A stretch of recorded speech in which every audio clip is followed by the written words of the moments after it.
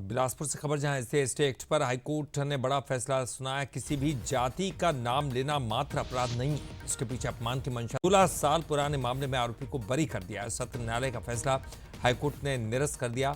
अभियोजन पक्ष के आरोप साबित नहीं हुए। उत्तरा कुमार धृतलहरे ने आरोप लगाए थे। कोर्ट ने मनोज पांडे को आरोपों से बरी कर दिया था।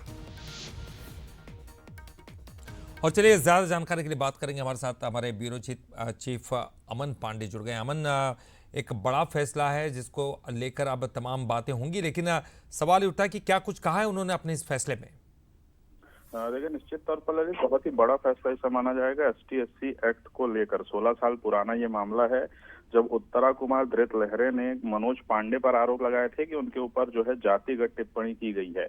और विवाद ये था कि दुर्गा पूजा के समय चंदा मांगा गया था, चंदा नहीं देने पर इस तरह का विवाद हुआ था, जिसके बाद ये आरोप लगाए गए थे। दो तरह के आरोप दर्ज हुए थे, IPC के एक्ट के तहत और ST/SC। IPC में पहले ही जो है आरोप सिद्ध नहीं हो पाए थे और उससे बरी हो चुके थे जो मनोज पांडे, और उसके बाद फिर फैमिली जो सेशन कोर्ट है उसने सजा सुनाई थी। इसी के खिलाफ उन्होंने हाई कोर्ट में याचिका लगाई। हाई कोर्ट में सुनवाई के दौरान कोर्ट ने कहा है कि सिर्फ जाति का नाम लेना ये अपराध नहीं है, अगर उसमें किसी भी तरह से अपमान या किसी इस तरह की गलत इंटेंशन से उसे नहीं कहा गया हो, उसे प्रूफ करना बहुत जरूरी है।